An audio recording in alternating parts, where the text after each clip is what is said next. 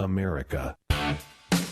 So we just spoke with a fantastic organization making an impact in the small business community, but specifically dealing with women. Coming up, they have their Thrive Conference in mid-September, and Get Down to Business will be a proud media sponsor of that fantastic event. Speaking of women in business, I've got my friend Susan Caplan joining me. Susan is a business communication and marketing strategist, and I've seen her work in action. I've seen the many, many happy clients, but people that she's impacted. And today we're talking a little bit about how to tell your story. Susan, welcome back to Get Down to Business. Well, thank you. I'm excited to be here. Absolutely. So one thing that you do so well is telling your story, and you have a fantastic story to tell. I know we've had you on the air in the past, and you have a very impressive resume. You've written a number of books, and that's something that I think you do better than anybody that I know is you tell your story and you help others do the same, whether it's around jobs or business. Is there a secret to that success? Well, Shalom, there are so many elements that are put into a professional portfolio, whether you're looking for a job or trying to sell your business. But the one tool that takes so much thought is how you tell your story. And whether I'm working with talent acquisition managers or businesses, they tell me the same thing. Successful individuals know how to tell their story, whether they're at networking events or in interviews. So, Susan, you do a fair share of teaching to young people. I know you've taught at Columbia College in Chicago. You've also done some teaching at Northwestern University and Loyola University. And a lot of young people, I hate to generalize over here, but a lot of young people going through college, they would say that they don't have a story to tell. You and I probably would debate that piece, but how do they tell their story to stand out from everybody else that's out there when there are so many engineering students and there's so many law school graduates? How do those young men and women tell their story to, whether it's for a job opportunity, a business opportunity, so their resume, so their story stands out from everybody else?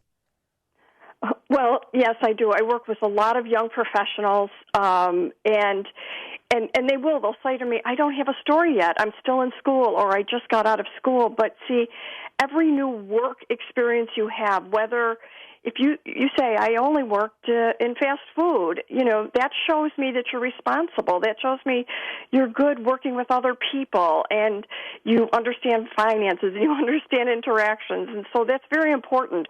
So every new experience, every new skill that's learned, every time you excel at something or work as part of a team, even in a class, sets you apart from the competition. And it's thinking through those individual experiences that will help you when you're telling your story. And let's change that example from people in college, young adults graduating from college, and you and I certainly agree that everybody they have their story to tell unless they were living under a rock. They were involved in various summer jobs, various opportunities, and they just need to figure out how to polish that message and get that story out there. But let's change from young professionals. Let's talk about business owners, because after all, we are all about small business jobs and entrepreneurship on this program. There are many, many, many law firms out there. There are many accounting firms out there. There are many different companies that do very similar things. I believe it's the same thing that lands somebody a job, that gets somebody business, and that's the ability to tell your story, your ability to stand out.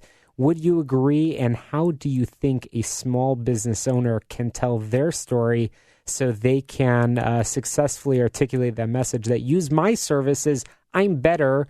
I can do a better job than the next guy. Absolutely. So I've gone, and I'm sure you have too, you've been to many networking events where you meet small businesses, and you say, so how are you? And they say, well, I'm in marketing, or I'm in accounting, or I'm in legal. And you've left it up to me to decide what really you bring to the table, what value you bring. my quick tip on that is work from the finish line backwards. Think about, what do you want people to walk away from that event saying about you? What do you want them to tell other people and their colleagues and other businesses so that they use your services? And pick 3 things ahead of time that you want them to say. And then when you're talking about your business, I'm in marketing, but I specialize in A, B, or C. I'm an engineering student, and I've worked on these wonderful, teams, and we accomplished X, Y, and Z. And so always have more specifics that you want people to repeat. Make it easy for people. That's fantastic advice, as I said, both for folks that are looking to develop their story for potential professional opportunities, such as jobs, but also for business as well. Susan, again, you tell your story really, really well. You've published the Marketing Yourself to the Real World book series, which is currently used by companies, colleges, organizations, and individuals. And I know that there's several different components of that book series where you sort of teach that message of how do you spread your story, how do you spread your message out into the real world. Can you share any other tidbits or advice that you share in your book series? Well, this is another piece of advice that would work for someone looking for a new career or a new job or even have a business. The story you tell people when you meet them doesn't end when you leave that place. It's the story you tell at networking events that they need to leave there and look up your LinkedIn profile or your website or Google your name or even reviewing a resume and making sure that the story is consistent across all avenues so that there's no way that they can say, well, this isn't right, and I don't understand why they said this. It doesn't show up here. So just make sure your story is consistent across, all the areas that people might look into. Well, Susan, your comments lead to an interesting point about branding, and everybody associates branding with big companies, but the truth is that individuals need to have a brand as well, and it sounds like you're suggesting that sometimes when you look at somebody's materials, whether it's a resume that has a link to a LinkedIn profile, maybe the message isn't consistent. And perhaps when you look at somebody's business card and then you get to their website, maybe again, that message isn't consistent. Do you think it's important to sort of sit back and actually develop a strategy, or is that too businessy if you're spending too much time doing functions like that? Is that overthinking the matter? Well, I call it analysis paralysis. You can push yourself into a corner by overthinking it, but there are certain touch points to every professional career, and you really just want to connect the dots. You want to, exactly what I was saying, is the message that I'm saying to people verbally the same message that they're seeing when they see my face and my energy? If I say I'm a great communicator, but then I send you a resume and there's a typo in it, it tells me you're not a great communicator. If I say I love writing, but you don't have a blog out there, it tells me you're not really committed to it. So you just want to connect the dots to make sure that when someone's listening to you, they can see that what you're saying is true and that you're passionate. That's absolutely mission critical. There's got to be the right balance between that over analysis.